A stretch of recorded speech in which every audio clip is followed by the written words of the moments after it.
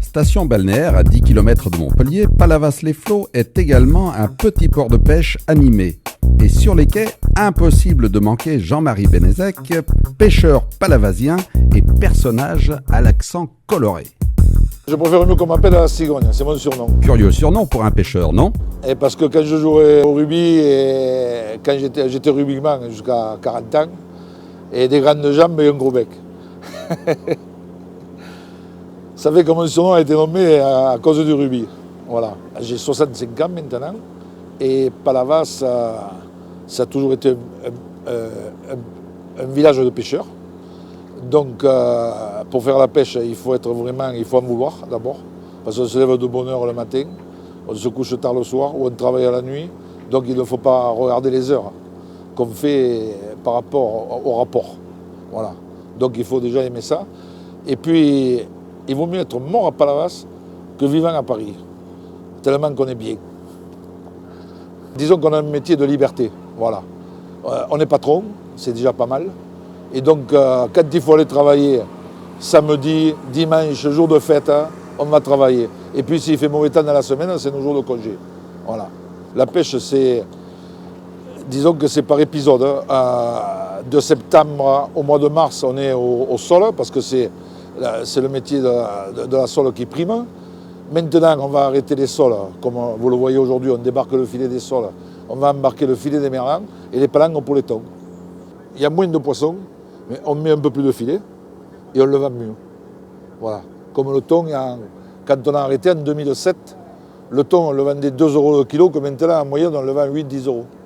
Donc on en pêche moins, mais on le vend mieux. Voilà ce qui se passe. Voilà. On part l'après-midi et on rentre le lendemain matin. Voilà. Le métier de pêcheur est plus la plus difficile, il faut travailler et il faut aimer.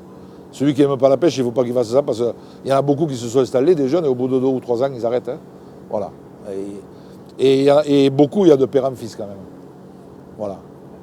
Moi, mon fils, il n'a pas fait, mais en fait, c'est mon neveu. Et nous, à 14 ans, on ne voulait plus aller à l'école. Et mon père, il m'a pris sur mon billet à 7, c'était parce que les visites médicales se passent à 7. Et il m'a dit, tu veux pas aller à l'école? À la mer.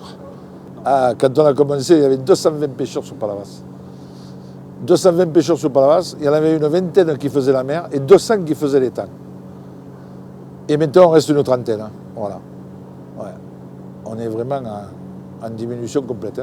Et puis après, alors, il y a les petits métiers. Il y en a beaucoup qui font 6 mois la mer, ici à Palavas, et 6 mois l'étang, pour les anguilles. Des conflits entre pêcheurs, il y en a toujours. Un qui place les filets trop près, l'autre qui ne place pas les filets trop près. Mais enfin, à l'arrivée, ça se finit devant un pastis, et il n'y a pas de problème, quoi. La vie à Palavas, elle est très belle. Comme je vous l'ai dit, il vaut mieux être mort à Palavas que vivre à Paris. Mais si par exemple il y a un bon repas à faire, eh bien, on retarde l'heure du départ et on va faire le bon repas. C'est l'avantage du métier, ça, la liberté. C'est beaucoup, hein. Rien que ça vaut des sous, hein. La liberté qu'on a, voilà. Et puis le pays, le soleil. C'est vrai, on a un pays vraiment extraordinaire. D'ailleurs, sur l'été, il y a marqué 360 jours de soleil par an à Palavas. C'est pas beau, ça? Oui, l'été, c'est une petite ville, même. Les quais, c'est vraiment le centre du village, quoi. Tout le monde vient sur les quais. Hein. Et le matin, vont arriver les pêcheurs. Et le matin, en arrivant, en faisant son travail, s'il y a 2 ou 3 clients, 4 clients qui veulent du poisson, ils le vendent. Et après, je vais vous parler de la spécialité palavasienne. C'est la rouille de sèche. Voilà. Là, nous sommes spécialistes. D'ailleurs, on a créé une confrérie. On a créé la confrérie de la rouille de sèche palavasienne. Autrement dit, chaque année, pour la fête de la mer, on fait une rouille pour 1000 personnes, pour la municipalité, qui invite tout le monde. Et chaque année, la tradition veuille qu'on fasse une rouille pour 1000 personnes. Jean-Marie, c'est bien de nous mettre en appétit, mais comment préparer cette fameuse rouille? Eh bien, je ne devrais pas vous le dire normalement, mais en fait, je vais vous dire quelques mots. On fait revenir des crabes des crabes verts que nous avons dans l'étang, avec un petit peu de lardon et de l'ail et de l'oignon. On fait revenir tout ça, après on ajoute un petit peu de concentré de tomate. Quand tout ça est bien revenu, on flambe. Là, on ajoute le vin blanc. Auparavant, on a fait blanchir la sèche, comme on dit. On l'a fait bouillir un petit peu pour la faire cuire parce que c'est très dur. On ajoute la sèche et après on met les pommes de terre. Et on laisse cuire pendant 1h30. Voilà. Et après vous mangez ce délicieux, on met une bonne aioli dessus, mélangé à tout ça là, et ça nous fait la rouille palavasée. Voilà. Et le monde ils en sont friands. Accompagné d'un vin local, je pense. Ah, un bon blanc. Un picpoul de Pinet. Vin du pays toujours.